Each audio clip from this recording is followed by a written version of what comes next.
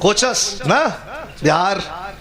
तो यहाँ से जात जात का एक डब्बा बीच में और आ जाए, थोड़ा सा हमारे वाले में से छाट लिया जो तुम्हें पसंद हुई वो ले लिया। अरे वाह वाह, हाँ तनी आनंद ले आ जाए सबसे। हमें लगा था कि आप लोगों ने तमाम बिरहा सुन ले, रामधनी भैया कही दिलन तो वही के हम 10 मिनट में, कोई दिक्कत ना वही के 10 मिनट में सुना दी। समय रहल आज सवेरे से माता बड़ी परेशान है।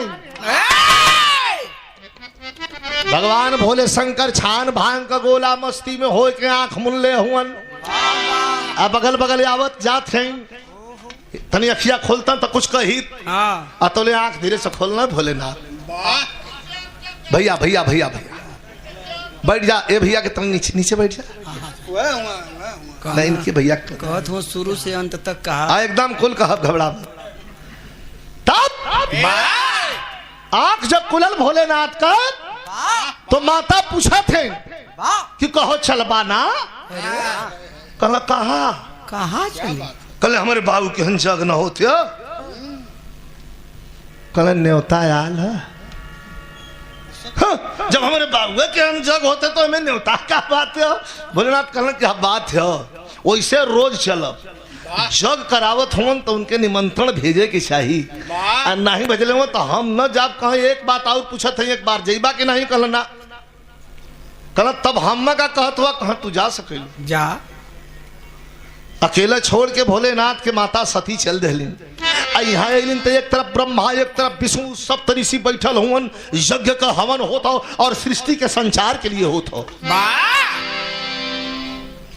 देख के माता का आंख लाल, क्या हाई ब्रह्मा जी 3 ठे मूड़ी लेके झुलावत हुआ, हाई विष्णु जी आल हुआ, तमाम देव ऋषि सप्तऋषि नारद जी भी एक और खड़ा हुआ, हमारे दुल्हा ना हुआ। कितना हम मऊदा बड़ा जेपत ही, बड़ी बेइज्जती अपन महसूस करते हैं। आन के मने जाके राजा दक्ष का अपने बाबू का गोड़ पड़ ली, मुड़ी ऊपर उठौला, बाबू कहला का हो आ गइलू बिटिया? पगला ना आला पॉइंट हंसा वाला ना, पॉइंट नोट करे लाख। कौनो मेहरारू के आगे करे मर्द के कह देबा कि पगला नहीं ना आल है, खास तौर से ससुर दामाद के कह देता भाई होश में औले की। लड़की माता सती एकदम 2 पग पीछे हटलिन है, जिसे खुंखार बाघिन पीछे हटेले, और बाबू को और अपने पिताजी को तलक के तकलिन कहलिन के दिमाग आपका साथ लगत हो कि हिल गल हो, का आप कहत हो पता हो उ के हो आपके? कलम कौनो हुई ब्याह कह दिली, तुहार हाथ धरा दिली, जा तू झेला, हम ओके न झेलब।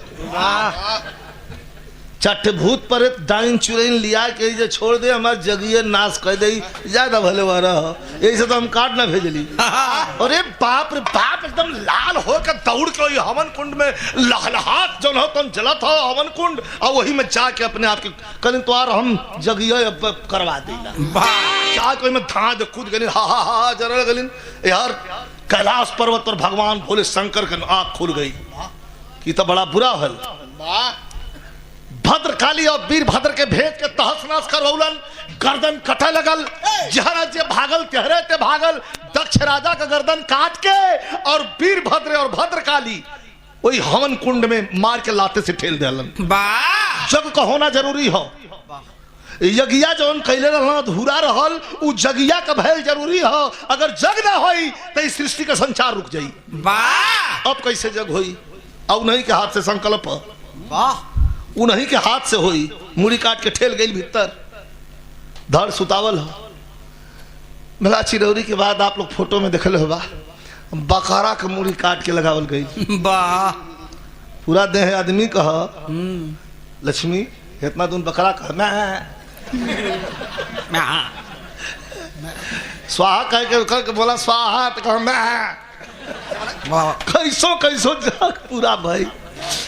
यार माता सती के वियोग में भगवान बोले शंकर वही कैलाश पर्वत पर बैठल कुछ होश हवास नहीं हो। हिमाचल प्रदेश में हिमाचल राजा के बखरी में जन्म ले लेहलिन पार्वती के रूप में। लगली सवेरों बचपन से पूजा करे। जब सयान हो गई तो घर भर का तलाश करे लगल हिमांचल राजा। नारद जी लिया के पहुंचल, कहले आवा चला लड़का दिखवा दे हम। आ लेके जब पहुंचल तो कहीं पोरिसा भर ऊंच, कहीं कहीं पोरिसा खाल, ताकत फानत कहला रे मर्दवा बतावा ई चलही में नारा उखड़ जाला, ई लड़का के घरे जाए के डहर ऐसे न तो लड़कवा कैसन होई। कहला आवा लाखों में एक हो, पहले देखा था। और जब लेके पहुंचल हिमांचल राजा के तो भोलेनाथ वही पर्वत पर बैठल हुआ। 100 बरस से पुराना पुरनिया का भेष हो, उघार निघार खाली है, मृक्षाला लपेटले हुआ, भगवत पुतले हुआ, बैठल हुआ। जाके वही जे नारद जी खड़ा भइल, हिमांचल राजा कहल भैया ई कहाँ ले अइला, ई लइकवा के बाबू हो का। तो नारद जी बड़ा हड़च के कहल नहीं दुल्हावा ही है ना। अरे बाप रे जलाल की उछड़ के उड़ा चला कलम मारब तुहार दांत पेट में चल जाई, चुरकी उपार ले तुहार। हे नारद करे देखा इनके बतियावदा, आंख बंद है भोलेनाथ का, सुनत हो कुल आंख बंद है भोलेनाथ का। जाके कान में नारद जी पूछत हो प्रभु ते आंख बंद कैले भोलेनाथ पूछत हो के नारद जी कहाँ भी हवा करबा, कहाँ मर्दवा कहिए से जो है कला तो तिलकहरू आ गल हुन पट्ट दे तुरंत खड़ा भइलन। 100 बरस वाला भेष, चुटकी बदल खाना, चुटकी बदल पानी, चुटकी बदल मिठाई, चुटकी बदल सारी व्यवस्था। हिमांचल राजा पगलाए लगल कि अरे मोरी माई लड़की के भैया रुका रुका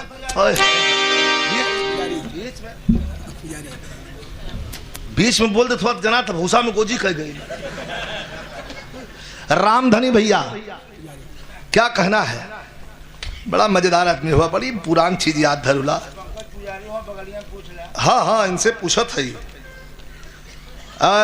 ये रामाश्रय पहलवान उमदी के धरती से भारतीय नौसेना, इंडियन आर्मी, इंडियन नेवी, हाँ ये बड़ा कड़े ताकत हुए यार, उतना दूर से पढ़ ले लो। पाक लड़का तो हम का तो के बूढ़ लोग थे कहा तो जवान है। अरे नहीं 9 घंटा पुराना 18 घंटा। मैं अब न विश्वास हो तो रमेश भैया से पूछ ला। कल बढ़िया रूप बनावा, पर्दा लगा के बजाया मास्टर, बढ़िया रूप बनवलन भोलेनाथ। अब तैयारी हो गई, कल तनी जल्दी जल्दी आया समय से आगे चलो तब यह एक को ना बारात के दिन जौन नयका रूप रहा कुल बदल के वह पुरनका 100 बरस भूला गई। भूत प्रेत चुड़ैन डाइन गोजर बिच्छू कुल इस खोपड़ा बिस खोपड़ा वही में भर ले और टंगला कान में बुढ़वा बैल पर बैठ गया, कले कले चले लगला। आधा डहरी पहुंचला तो पता चल कि भूत भुला गल घरों में, फिर लौट भूतवा से पूछल करे तोर पर परिवार कह सरकार चुरैनिया समझ आए लगना काहे रे काहे ना जाए लगा ना काफ से का कहीं मलकार हुआ है गरीब पेट से धरा डोला लाख ना है। चला हम के लिए आज जब चलना भोलेनाथ तो कैसे चलना,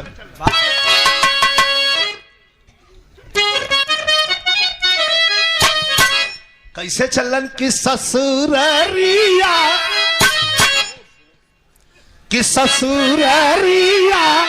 चले भोला धीरे धीरे।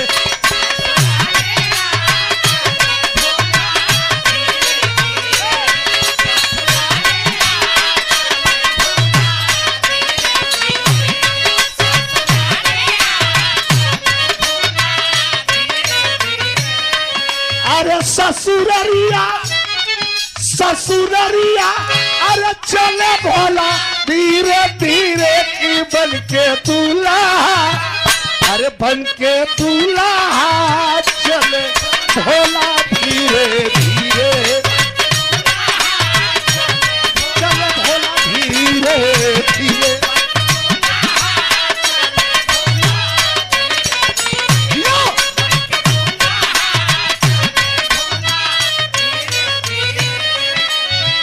दुनिया दुनिया का सबसे बड़का दूल्हा और दुनिया का सबसे बड़की बारात शोभा। हम के घरे से बारात जाले तो लड़का के तनी सब आजकल से मेकअप कर जात हो, तनी काजल कर जात हो, लड़कहू के लिपस्टिक लगा देती हैं सब। लेकिन हर गले गोजर बिच्छू, अरे गले गोजर बिच्छू नाग मारे फुफुकारी।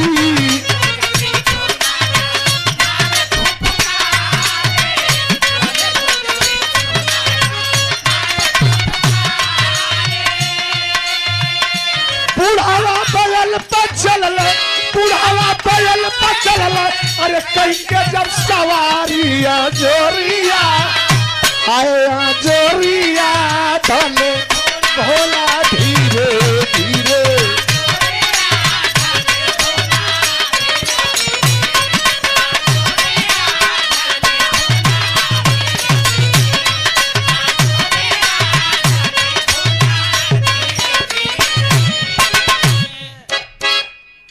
ये पुरस्कार प्रदान किया गया हमारे बड़े सुंदर कलाकार, बड़े हमारे शिष्य हमारे मनीष लाल यादव बाबू जौनपुर से जो चल के आए हैं प्रोग्राम में। बहुत बहुत शुभ आशीर्वाद, धन्यवाद। हमारे बच्चे हैं। लेकिन बारात पहुंचल कै बजे? बारात कै बजे पहुंचल? मुन्नू भैया थोड़ा सा ध्यान। बारात कै बजे पहुंचल? 1 बजे रात का। लड़का जो सूत गल हुआ गौआ के गोइड़े, अरे गौआ के कोयले हाय राम, गौआ के कोयले हाय हाय गौआ, अरे गौआ के कोयले जब आई बाबरतिया,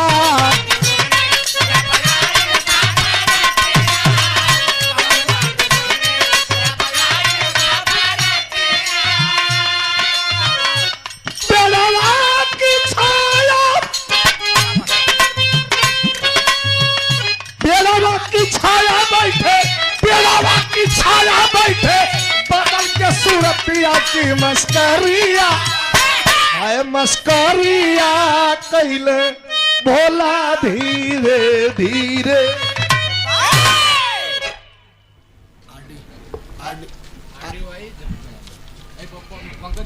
आरडी भाई झम्मन यादव हमके भी पुरस्कार दिलन, हमारे छोटे भाई पंकज के भी पुरस्कार दिलन। बहुत बहुत शुभ आशीर्वाद, धन्यवाद। अच्छा मुन्ना यादव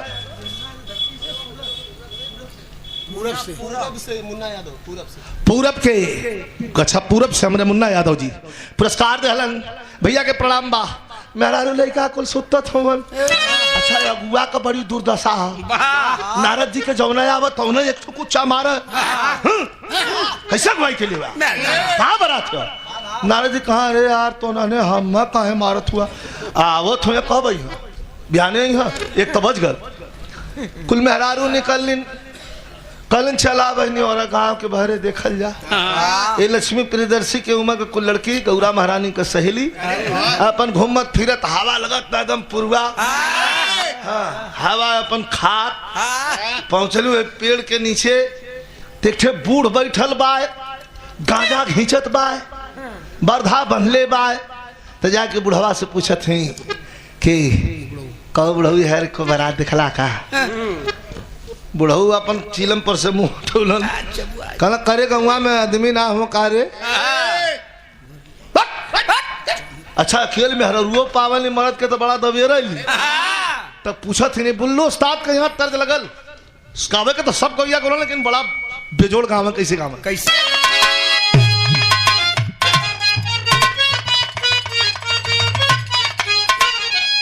कि आशा भी सवास आशा भी सवास में जरूरत बनी गई।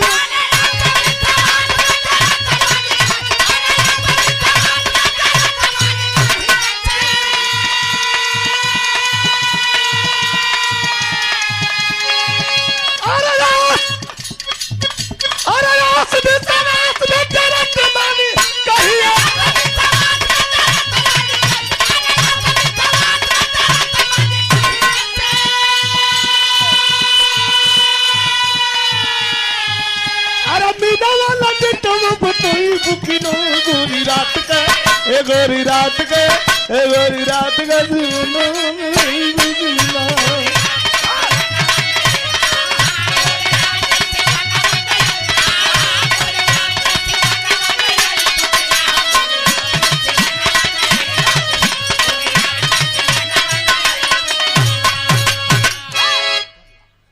₹200 पुरस्कार हमारे रामधन भी हल्का हल्का बहुत थोड़ा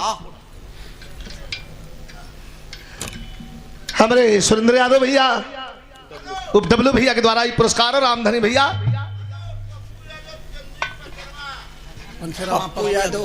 पप्पू यादव तेंदुई पतेलवा के कहा पप्पू यादव तेंदुई पचरवा ना वाह बहुत बहुत प्रणाम हो सब इनके प्रणाम हो भगवान बोले शंकर से सखी सलेहर पूछे थी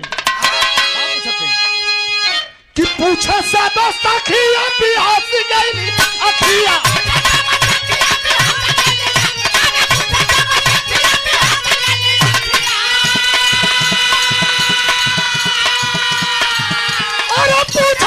अरे पूछा सादा सखिया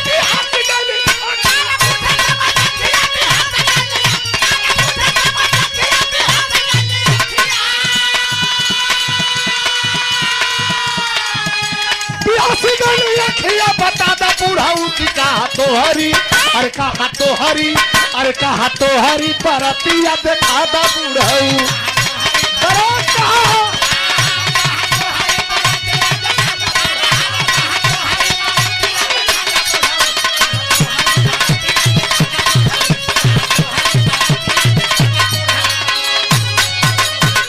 दुल्हा हुआ कहाँ दुल्हा हुआ कहाँ बाबा जी वाह हमारी नमाना बोला रमेश मिठाई वाला अरे और रमेश का हम बोलकर मामा है अरे अरे अरे रमेश मिठाई वाले के मामा जी हैं रमेश मिठाई वाले का मामा बाबू का रमेश का मामा अच्छा तो बाबू बहुत सौभाग्यशाली हूँ भाई पुरस्कार दिलन अब तो हम गावत है फसल लेनी तो हमारे पास भी आदमी हूँ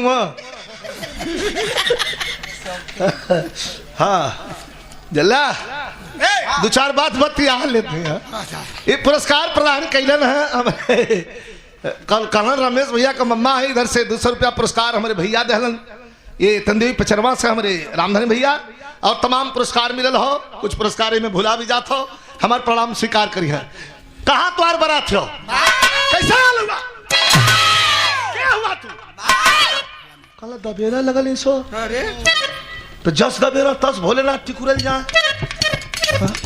कहाँ झोला कहाँ झोला झोला में अरे कहा मोहम्मद हाल सब बोला ही ना दे ना सुना अरे झोला में बारात शिवदानी बतलाए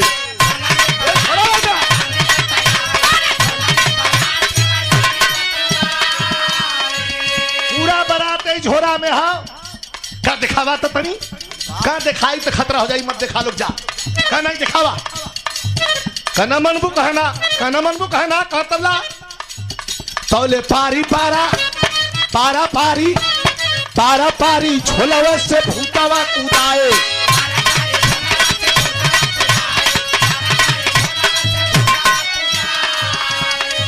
झोला का मुंह खोल के खाली इतना कहला नंबर अतल धान देख कूद गए इतना बुड़का और कूदल तो लगल पड़ है लगल फूल समय पड़ हो गल सारे के मुड़िए ना पेट कैसन होकर अरे पेट तो पूछा में खाली हिलावत हो ये लोग का हालत का हो कि भगाई में कितना का दांत लगी गई ना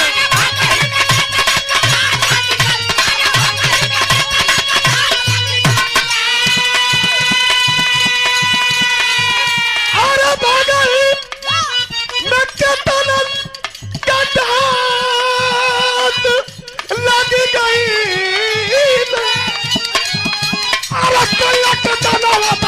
बुढ़ाऊ की कहा तो हरी अरे कहा तो हरी पारतिया देखा दा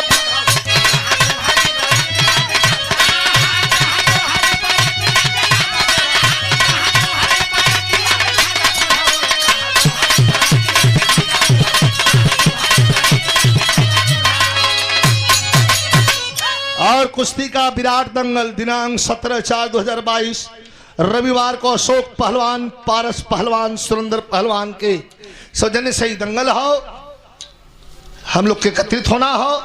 दिनेश भाई यार बजाते चले हाँ थे बोले थे। और ये माला रुपया का पुरस्कार गिल्ला और कई दिन तक कार्यक्रम करवा के कलाकारों का उत्साह बढ़ावे वाले हमारे छोटे भाई दिनेश यादव बहुत सुंदर कलाकार भी हुवन और यार्डी समाज के शुभचिंतक भी हुवन। हमारे दिनेश यादव जी आयर से सम्मान कैलन है। भैया के बहुत बहुत धन्यवाद, नमस्कार, प्रणाम। RD RD Jhamman Yadav ji RD भाई आरडी भाई की ओर से ही पुरस्कार और सदगुरु पान भंडार की ओर से पुरस्कार, बहुत बहुत धन्यवाद। ए भैया अब वही तो दुल्हा वो हरे भाई और वजाइती शुरू हो गई। हरे में मेहरारू चिल्लाए लगल क्या रे धर कहाँ गए नारद ये मतवाई कैसा दुल्हा लिया कुल मेहरारू लड़की डरा गई। नारद जी के जब उर्पेटा लगल कुल तो कहते तो हमारा गलती हो जाए के वहां मर्दन के हो तो ले ये लोग का चौकवासल चल गई हमारे गलती हो। झाड़ फूक खैलन सुतैलन हल्ला हो गल गाँव में कि भूत लेके आल है दुल्हा। लड़का उठा उठा पहल की जो कोठली में गेहूं धरा कोठली में डाल गई गरमायल हो वही में बोलता माई ये बहरे मार दो वही मेरा नीचे से ईंधन पानी दिया था पियासो खनो वही में चिल्ला चमेली मुट्ठी कर जवन करे क्या कुल वही में कर भूत आल हूँ उठा उठा लुका दी है। बड़ी स्थिति खराब बा। हर भैया नारद जी गईलन अकेला लिया के गाँव का आदमी केवाड़ी बंद कर दिला कल दयादी खत्म। जब भूत परत लिया मन जियब न करत दयादी कैसे चलिए मतलब जा तू अपन देखला मन अपन देख लेगी लिया के दरवाजे पर अलन ये भैया धड़बी के धड़बा बाजा बजल बा ये लोग बजा बाजा उनका इतने बजा धड़बी के धड़बा आज इतना मेहरारू कुल रहली हो केवाड़ी के भीतर हो के मनी लगभग मनी पागल है पीछे।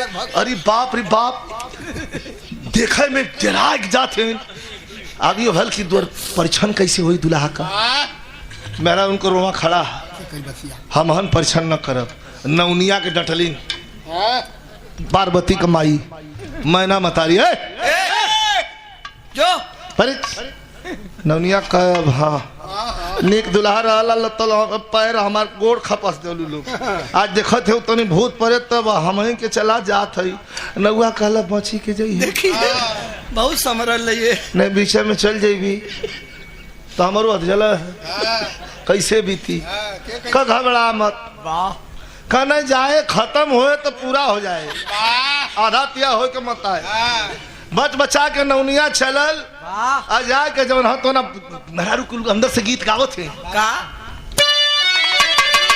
शुरू कर दिखाई कुल गीत मेहरारू वाली गीत है। आई हमान का सली पारंपरिक मेहरारू कुल भीतर से गीत शुरू कैले हैं यह कि के करी बसिया का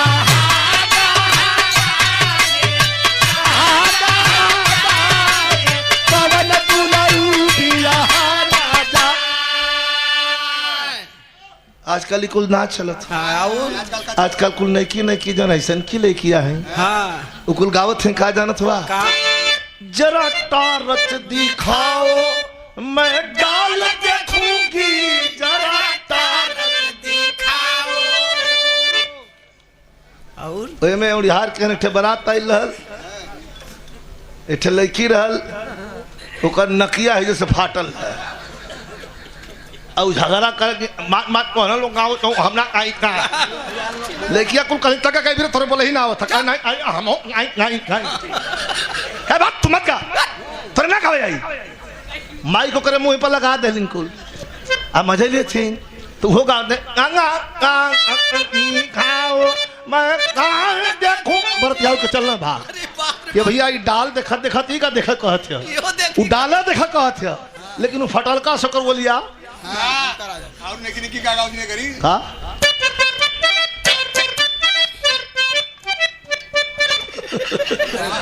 पुरन की पहले गाला पुरन की आजकल बरतिया में हो दोनों धुन छोड़त ना है पुदीनवा से लेके आई एक दिन तो बारात में शुरू कैले हो कि मना कैली पूर्ववा न जई है पिया हाथे कवनो के कुछ न खई है पिया कि बनमू के बिगड़लस बंगलिया रे बंगलिया चित बदली की कहला अरे बाबा का होला हम ना जानते अरे शस्त्र होला महाराज हुआ पत्रा के हिसाब से देख के बता दिया अब मेहरारू कुल गावत थे नौनिया बेचारी डेरात जहाँ 5 बेर टीका लगावे के बुढ़वा बैल पर बैठल हुआ 100 वाला भेष एगो टीका लगा के हाली हाली एक बेर खाली घुमा के जाए लगल तौले परजुनिया ओकरे लालच आ गई कहत गुस्सैल कहत नेग हमार होला कहला काहे गुस्सियात हो बरधर पर से भोलेनाथ कसम काहे गुस्सियात हो लियाल है लियाल है निकलना हो झोरा में चमचमात हीरा नौनिया के हाथ पर धैला हीरा आई वो बाप बाप रे बाप अरे देखही में पगलेट बा ई त हीरा दे देहलस नौनिया अपन दबौलस धीरे सा अब दिखाई हम गलती ओके सबके देख अब नाम है खातिर ना केहू देला लेला इनाम यहाँ इनाम जे देता नाम बदे देता कि हमार नाम बोलाई अब वहाँ नाम बदे भोलेनाथ दिल में हमरो हल्ला हो कि भाई लड़का तो थोड़ा गड़बड़ हो देखे में लेकिन मालधार हो अब वो हीरा लेके गईल तनी आधी डहरी गईल अब बस अलमारी धरा दिल अब आप लोग सोचो थोड़ा अलमारी कौन अलमारी इन लोग को चलती फिरती अलमारी कितनो महंगा से महंगा सामान हो उठा के अगर इनमें डाल दे तो पकेट मार सारन का बुद्धि खत्म हिम्मत ना है कोई की हाथ वहाँ लगाऊ दई हाथ तो पकेट मार जान के ना पिटाई वो दूसरा जाएंगे हनुमान जी बना दिए वो दूसरा जान के साला दिखाए कर हाँ इस तरह संवेदनशील जगह पर हाथ लगा दल बतावा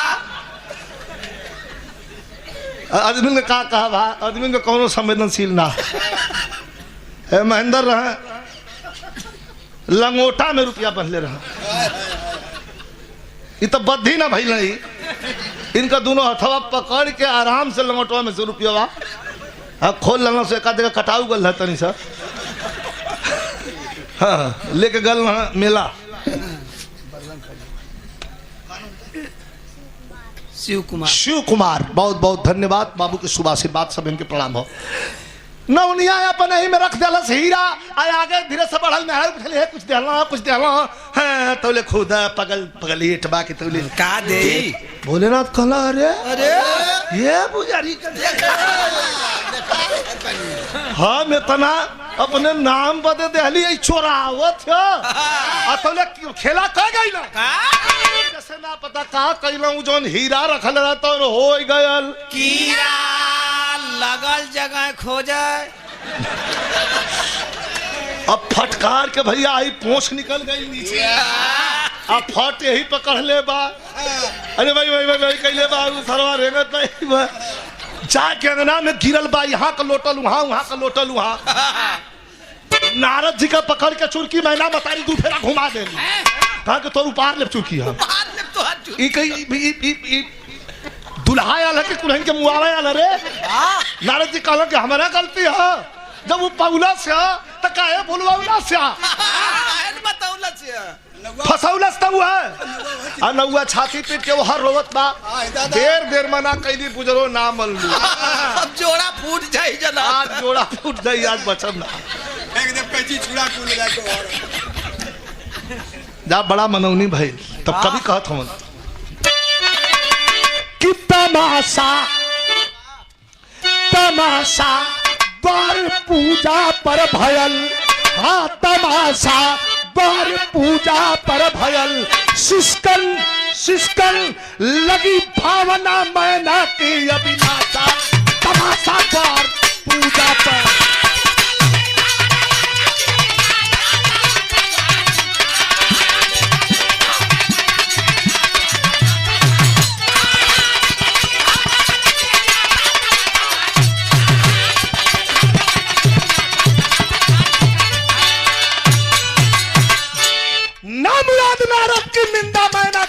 पीठ कपाट।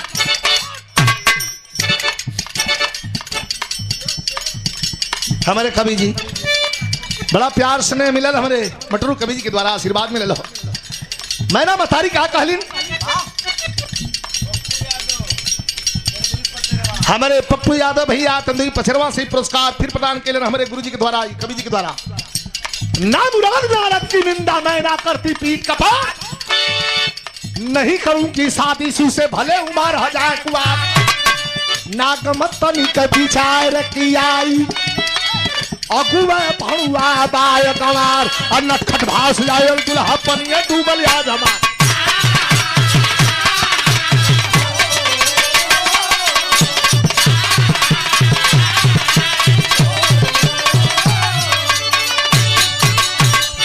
एक सब बियाह न होई, नारद जी के इतना होई घरे में सो हुरपेट गेले हुन। कह दलिन मैना मतारी से दो टुक सुना दलिन कि सुना जाके कह दा कि जैसे आयल हो से लौट जा, बियाह न होई। माता पार्वती बार बार माई के समझा, अरे माई अरे चुप बैठ हट लमेट। बेटी का करी मने मने माता पार्वती स्मरण करते हैं कि प्रभु तो के लखेत दी सो। इकुल नौटंकी अब तनी बंद करा नाथ। नारद जी ना आंख में पानी भर ले, सुहरावत कहना कई बार तो उखाड़ लगना सो, जाके कहना हिमांचल राजा से कि चलबा मनईबा नईबा। हिमांचल राजा रोवत हो कहा मेरे बस का ना बिरहा में इतना बढ़िया तर्जो हो। माता बहन लोग आवे कैसे लगा के आवा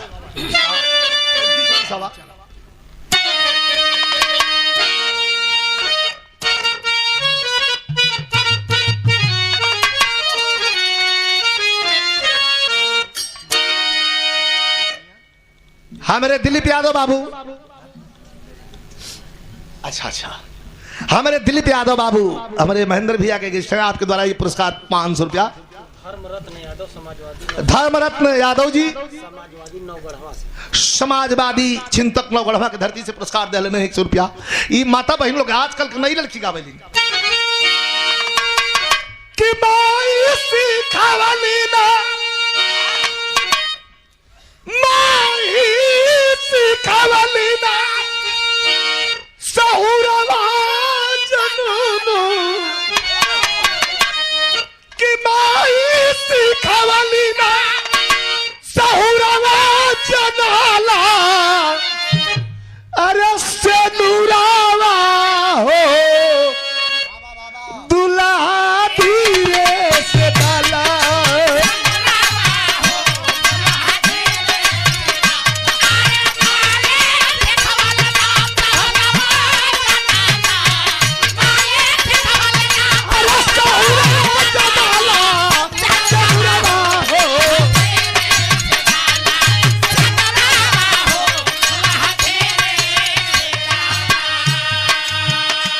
हिमान बिरहा हमारा अंतिम पड़ाव पर हिमांचल राजा आके नारद जी बगल में खड़ा हुआ, आप भूत प्रेत कुल नाचत हुआ, और वही जो हिमांचल राजा हाथ जोड़े हुआ कहला कि सभावा में डूबल जाले,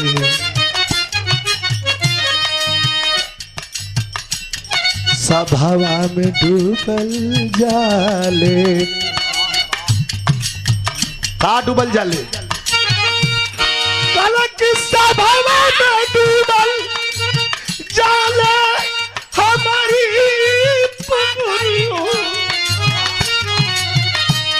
अरे सभावा में डूबल चलो हमारी पगड़िया पगड़िया हो नाचो हमारी उठाला।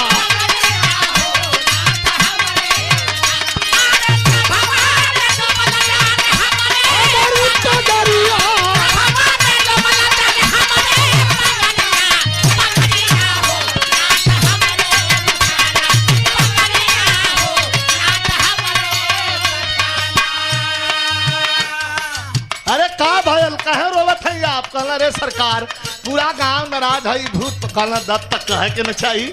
100 बरस का आपका चेहरा हो, दुल्हा ना लगत हुआ कहा बस न तो मास्टर बदलत हो बदलल हो। रूपावा रूपावा रूपवा देखल शिव जी उगलिया चोरिया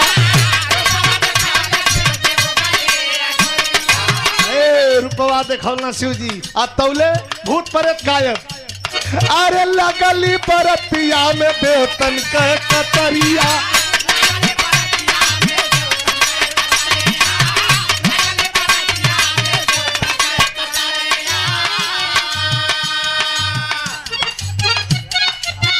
देखा बहुत सुंदर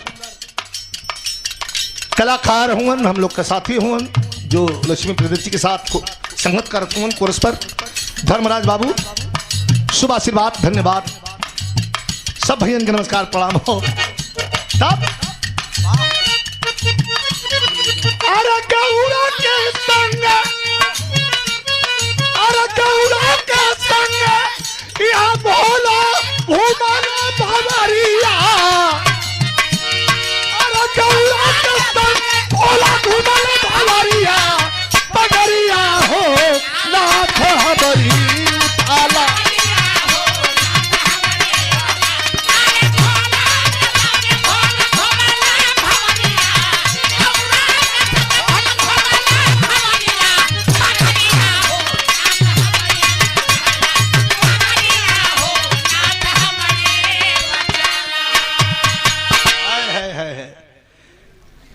सुंदर रूप बनौलन हो गल भैया गौरा के संगे भोला घूमे न भंवरिया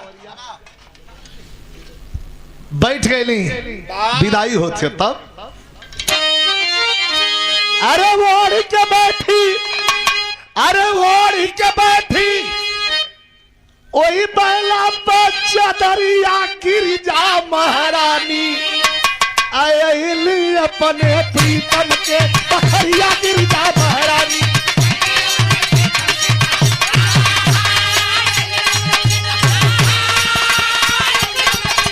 एक मिनट ओढ़ के बैठी बैला पर चदरिया गिरजा महारानी अली अपने प्रीतम के बखरिया तो बखरी कैसन है कैसा बहुत बढ़िया गढ़ही वही के ऊपर एक ठे मड़ई दूर दूर तक कहीं कुछ ना पहाड़ जंगल झाड़ी अलन तो शेषनाथ के शेषनाथ भक्त रहना उन्हीं का पहरा लगा दिला इनके देखा हम अब आवत है हमारे देखा है पप्पू यादव जी भैया तेंदुई पचरवा से पुरस्कार प्रदान कैलन है भैया के प्रणाम बा आता गईला तो कितना दिन नदारत हुमन कि 3 महीना 17 दिन तक शिव जी ना घर अइले हो आ तब तक गिरिजा जी के भैया सारनाथ जी अइले हो गईला तो 3 महीना 17 दिन लापता सारनाथ पहुंचलन रोयो के जब छुपैलिन तब पूछल कारे बहनिया अरे वो कहा हुआ कह के कारे हुआ पागल राम अरे एगो गुटवे में से कहन कि पागल राम तो जैसे लिया के हल हो तो से भागल राम हो इतना भैया बैठल हुआ कौनो भी भाई या बाप का भड़क जाना स्वाभाविक हो लाल हो गई एकदम सारनाथ कहा रे ये तो शादी ठगा गई चल चल चल चल चल चल चल चल चल तो भाई कहत बहन से कि चल तो बहन कैसे कही कि हम न जा कल चल यही लगल चल चल लिया के लेके चल दल अब आधी डहरी पहुंचल हो तो ले छान भांग का गोला हो के मस्ती में बम भोला डमरू बजावत पहुंचल शेषनाथ भक्त से पूछत हूँ का हो हाल चाल कहाँ बहुत खराब कहाँ कैसन कहाँ आपका साला आल बहुत गाड़ी धरना बड़ा जद बद बोलना लिया के गई ना अरे एकदम भोलेनाथ अरे वो तो कम गरमात हुआ वर्धा जना की डाक गई पहाड़ करे प्रभु ये सारे कही हिम्मत ये तो हर घड़ी मजबा खराब कर दई हमन कहीं न कहीं निकल ले जाई अवसर आई इधर घड़ी घड़ी यही चपले चाप देवे के बढ़ा सिखावत है तब नंदी महाराज तुहार विचार कहा विचार मत करा खाली अब पीठ पर पावर दिखावत है घरे पानी उनके पियत पियत हमन न धलेली तो जवन कहा तो ये 200 रुपया पुरस्कार प्रदान कैलन है हमारे भैया अब वही वर्धा में बैठलन है अच्छा टक के जितना गरम अपने में उससे ढेर वर्धा प्रज्ञा शुद्ध जल। और 200 रुपए का पुरस्कार प्रज्ञा शुद्ध जल पेयजल की ओर से। छयहट म्यूजिक प्राइवेट लिमिटेड कंपनी। छयहट music private limited company. Private limited company. नहीं छयहट तो हुई गल। चला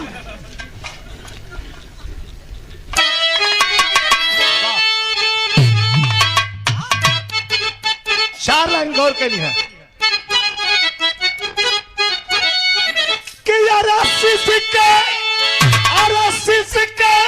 लचात जैसे बिना रे चकोरा भैया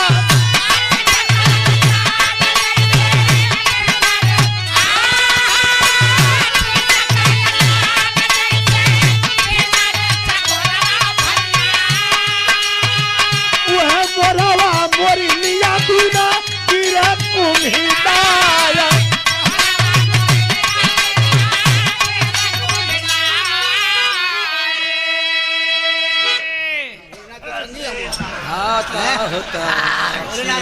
अरे भोलेनाथ का चीज है ये। भोलेनाथ का धुआं। भोलेनाथ का धुआं। वाह वो अरस खींच के ना का। अब ही समझ लिए काहे भोलेनाथ के बियाह को उलाबा भाई एकदम सही हो सही हो। महादेव महादेव महादेव। हमारे रामधनी भैया तेंदुई पचरवा की धरती से भैया के बहुत बहुत प्रणाम हो। सब भैया के प्रणाम बात। अरे वही शिवदानी नारी बिना बदलाई हो गई।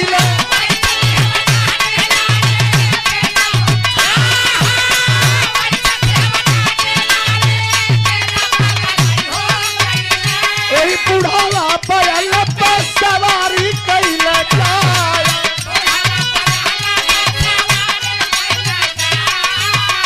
अच्छा इससे घटना हो गई अंतिम घटना हो।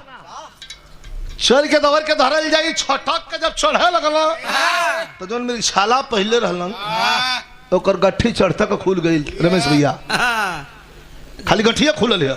अब बरधा चलत हो तो भाई ऐसे ना चली वो ऐसे चलत हो उछलत हुआ और उछले में का भयल कि रहिया में जाके मृगा छलवा गिर गई ना भैया।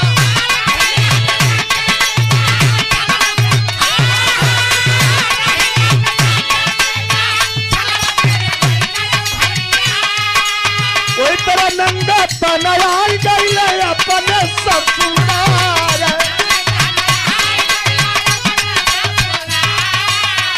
500 रुपए का पुरस्कार हमारे भैया लालपाल बड़े भैया के द्वारा ही प्रदान कर गल हो। जो हमारे पंकज पुजारी के पिताजी हुमन और बड़ा प्रयासरत बहुत कोशिश करके बड़ा मेहनत करके और बेटवा के होनहार बनाओ में सबसे बड़ा हाथ हो इनकर। भैया भैया लालपाल के बहुत बहुत नमस्कार प्रणाम हो। हमारे पप्पू यादव जी 500 नमस्कार RTY की ओर से बहुत बहुत आपके चरण में प्रणाम हो। अब यह गड़बड़ होता है अंतिम लाइन हो बिना कैसे तब रहिया में जाके मृगा छलवा गिर गई ना भैया।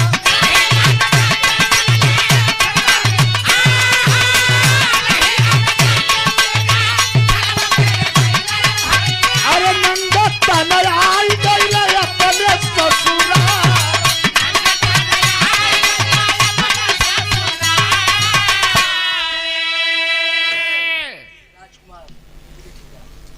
बिजली ठेकेदार हमारे राजकुमार यादव जी ये 200 रुपया पुरस्कार प्रदान कैलन है। भैया के बहुत बहुत प्रणाम। सब बहन के नमस्कार प्रणाम हो। वही तरह नंगा तने आ गया भाई बैठ के वह पानी पियत हूँ। यह 4 लाइन 2 लाइन विशेष सुन लाख हो तो सुना लक्ष्मी। अब वही भाई बहन दोनों जने घर में बैठल हाँ पानी सामने रख के पियत हूँ और तोले नंग धड़ंग वही तरह बरधा पर बैठल आगे दुआरी पर खड़ा हो गई। पता ना है इनकी डमरू अपन बजावा लगला कैसे डम डम डम डम डम धरा डम डम डम डम डम धरा।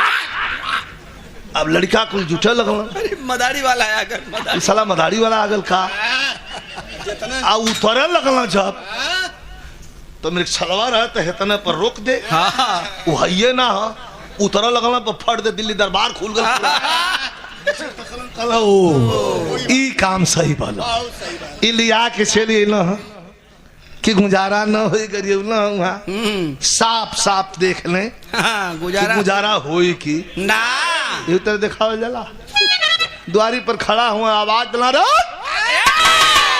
सारनाथ बाहर निकलो निकाल तेरी पट्टी।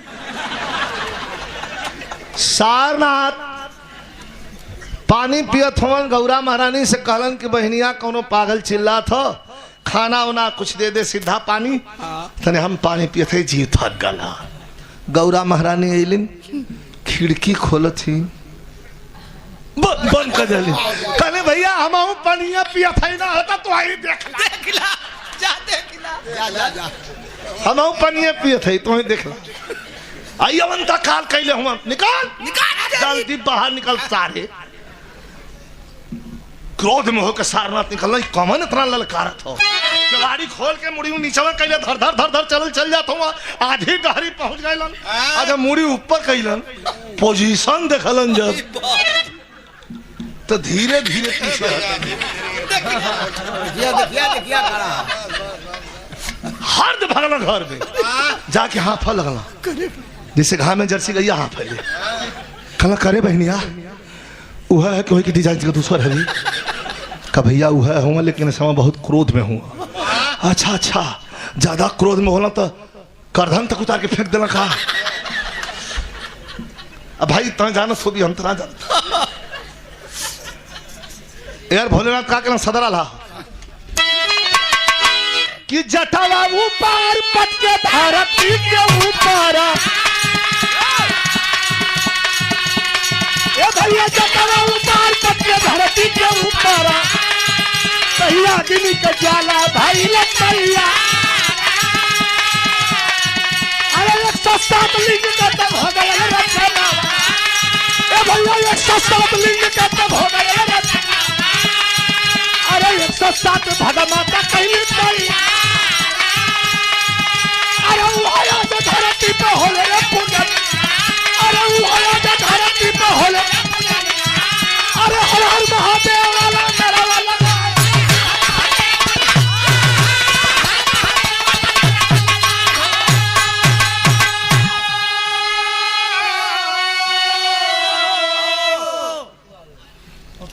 हमारे पप्पू यादव भैया पुरस्कार प्रदान कैलन है 100 रुपया भैया के प्रणाम बा धरती ऊपर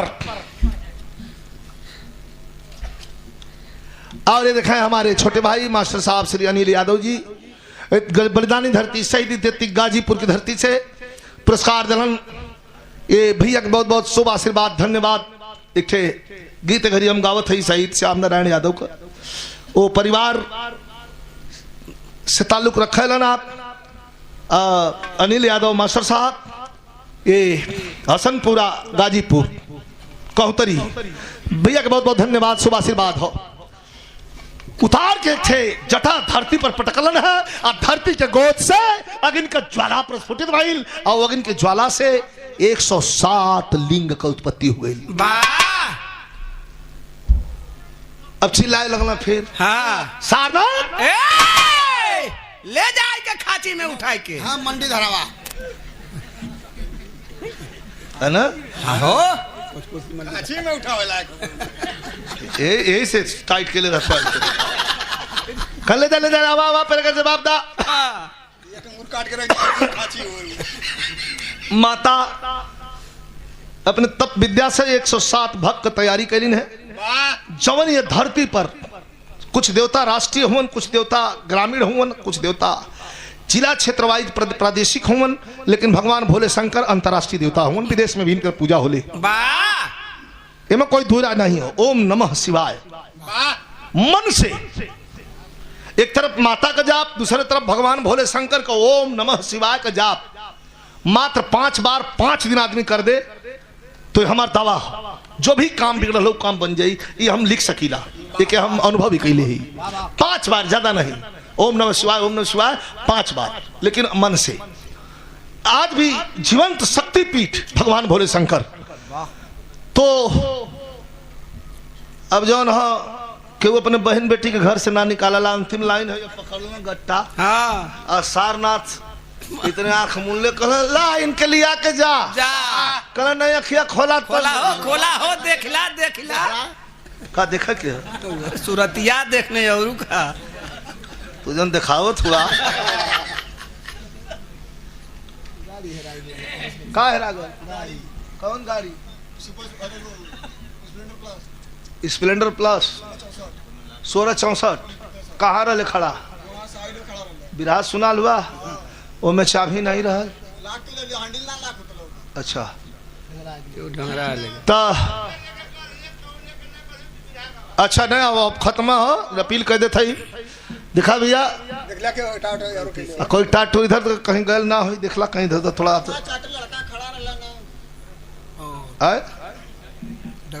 का करें तब हम तुम तो थोड़ी बेले रुका तो हम आवत नहीं हो गाला रहेगा दिखा भैया कोई जाने भैया का गाड़ी हो कौन नंबर भैया 16 यूपी 65 1664 स्प्लेंडर प्लस गाड़ी हो और कोई के नजर में हो चाहे कोई मजाक उजाक कैले हो तो देखा ऐसा मजाक ठीक नहीं हो जला भैया एक तो खुदा आफत में जिंदगी चलल है में गाड़ी फाड़ी लोगों ने हर कह देवा तो आदमी उरी टूट जाइए दे दा भैया का गाड़ी मिल जाए चला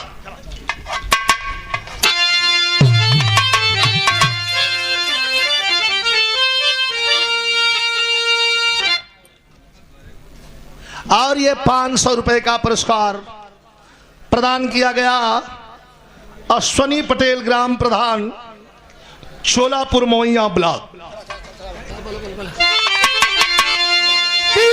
पूरा भाई ने सिउदानी के दिल का दादाना की चलती बुझी कैली आदमिया बनायल कलना